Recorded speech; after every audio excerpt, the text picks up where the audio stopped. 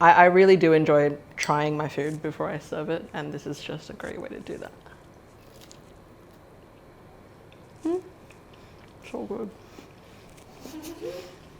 Hi, I'm Whitney and welcome to the Side Chef Studio Kitchen. Today I'm going to be showing you how to make sausage rolls Australian style. A sausage roll is essentially a quintessential tuck shop snack. It's also just something that we would just have for lunch with a little portion of ketchup. Tuck shop is like an Australian version of a cafeteria. Instead of going into a big room and getting a lunch from a buffet line, we'll just get it from a window and then actually take it outside to go and eat. My version of a sausage roll is a little bit different from the traditional one. Instead of just regular mince and onions, we're gonna add hidden vegetables. And that will help you to help your kids eat healthier. The first thing that we're going to do is preheat our ovens to 350 degrees Fahrenheit. So I have a zucchini and a carrot here, and what we're going to do is just to peel off the skin and grate them up. The thing about zucchini is that because it is a much more watery vegetable than the carrot, I would just be careful with when you put your mixture together. After you grate it, you may need to drain some of the water off. So the reason why I'm grating these vegetables down is that they will get so small when we cook them that even the fussiest eater won't be able to pick them out. Okay, and now we've got our carrot, and the same thing on the fine side of the grater. The next step in our vegetable prep is the onion and the garlic. We've got the onion roughly chopped here, and now we're going to do the garlic and move on to the stove to get cooking. So the first thing that we're going to do now is add our butter into the pan.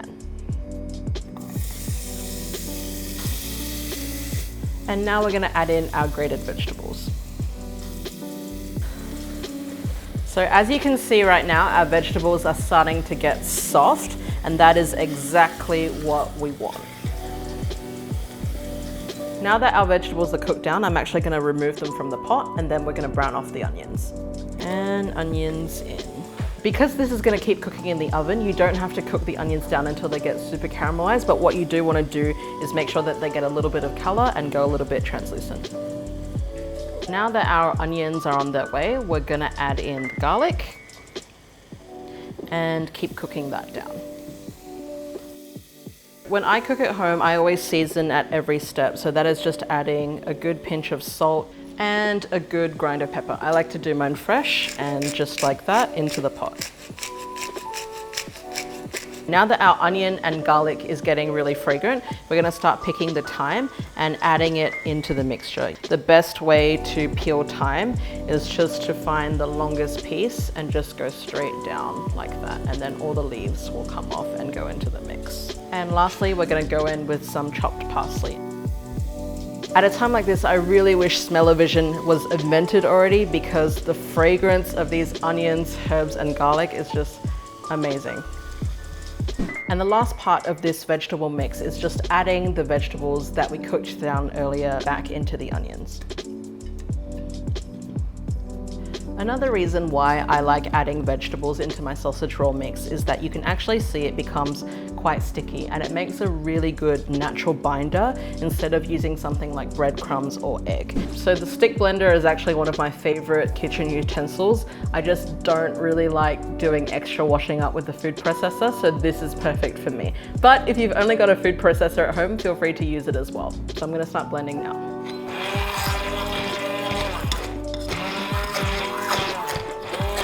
What we're looking for is like a chunky baby food texture. I'm just gonna add a little bit of extra seasoning, and then we're gonna set it aside to cool.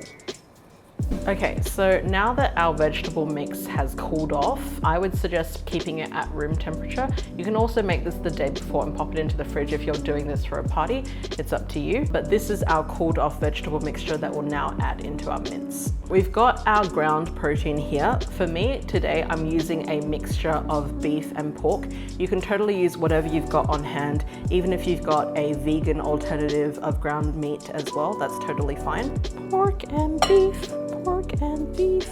And now we're going in with our cooled vegetable mixture.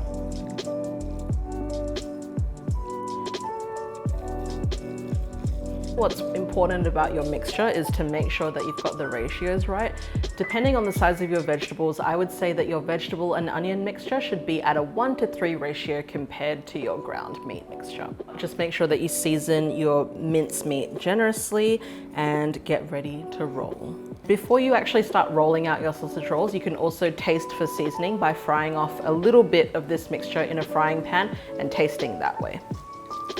We're moving on to the most important part of our sausage roll making now, and that is rolling out the pastry and filling it up. I actually made my puff pastry today from scratch, but feel free to use a store-bought version as well. The most ideal conditions for rolling out pastry or doing any dough work is in cool conditions, so make sure that you crank your AC for this moment. Our puff pastry is coming straight from the fridge, so before you do that, make sure you flour your surface. Give your rolling pin a good coat of flour and then get rolling.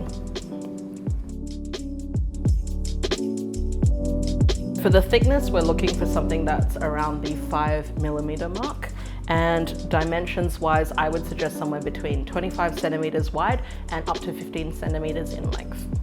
It's really dependent on the size of your sausage roll. If you'd like to do one big one, which I've dubbed the Lazy Ladies Beef Wellington, then you can use the entire sheet of puff pastry. If you'd like to do smaller single servings, then you can cut it according to the size of your mince mixture. Okay, so now we're gonna fill our sausage rolls with the mixture. The key to this is making sure that you're able to get the pastry all the way around so that the filling doesn't burst out the sides in the oven.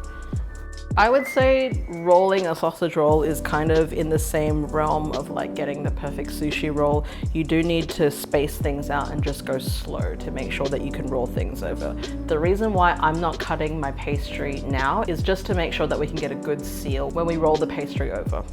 So you want to bring your sausage mixture right to the edge of your pastry and then try to get it relatively even across, kind of like you're laying bricks. So what I've done is just beaten up an egg, and we're just going to add that to the edges to seal up the pastry. Culinary glue. And once we get to about here, I would go in with a little bit more egg. All right, so just with the amount of mince and the amount of pastry that I've got here, I can make about 2 rolls. So we really want to get it under and tucked in and sealed up there. From the side, you should be able to see that there is a roll, like the pastry is rolled in, kind of like the insides of a cinnamon roll. To finish this one off, what I'm just going to do is to cut off the excess pastry. And we've got a nice seal there. And that's our first sausage roll ready to go. Earlier we made a bigger version of the sausage roll, and you can actually bake it whole and cut it to whatever size that you want. With this leftover pastry right now, I'm just going to show you how you can make smaller versions as well. This size is perfect for a lunch and a little bit of salad on the side. I think the best thing about sausage rolls is that you can make them whatever size that you want. A great sausage roll to me is really all about flaky pastry, well-seasoned meat filling, and the condiments. Now that we've formed our sausage rolls, we're just going to do a little bit of egg wash and top it with black and white sesame seeds, and then this is going to go into the oven. So why this dish means so much to me is that I literally ate it all throughout my life growing up. When I was in primary school, how we would order lunch from the tuck shop was that we'd had to fill out a little order form and then put it into a paper bag. And then at lunchtime, the paper bag would come back to our classroom filled with whatever we ordered. And more or less, I would pick the sausage roll. It would come really oily and wrapped up in that paper bag with a side of ketchup. And that memory has really stayed with me all throughout my life. So even during middle school and high school, it was just one of those easy, quick, comfort foods that I would order at lunchtime. Whilst my larger sausage rolls are baking in the oven, I've got my 2 small ones that I did here with the leftover pastry, and we're just going to do an egg wash and sesame over here and put them in the oven too. Great, so now our sausage rolls are out of the oven, and I've just put them on a wire rack just to get some air circulation under the bottom of the pastry so that they dry out and they're not too soggy. This step is optional. You can always take them straight out of the oven and cut them up and start eating. So what I like to do when I'm cutting sausage rolls is just to top and tail the ends and then cut on a diagonal. That also means that you get a first bite of what the sausage rolls taste like. So we're gonna go in with the point of our knife and follow through, and then we'll bring the whole knife through to get it nice, even cut.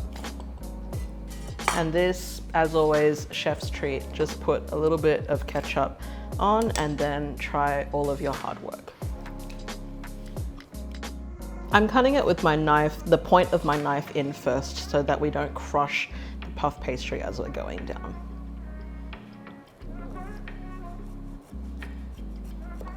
So now that we've cut them up, you can just put these onto a platter with a little bit of ketchup in the middle and everyone can start digging in. This portion of a sausage roll is essentially the component of a classic quintessential Australian lunch. You could pretty much get this at almost any cafe around the country. Don't forget that you can make this vegan or vegetarian by changing up the filling and using a vegan-friendly puff pastry as well. This is my hidden vegetable sausage roll. We've cut it up so that you could serve it to a crowd, but it's also one of my favorite lunches that you can just have with a salad on the side as well. I really love this recipe. It's one of those things that you can pre-make on the weekend and then keep it in the freezer, throw it in the oven when you come home on a weeknight when you're feeling really tired, and it's just so delicious. I hope you enjoy it.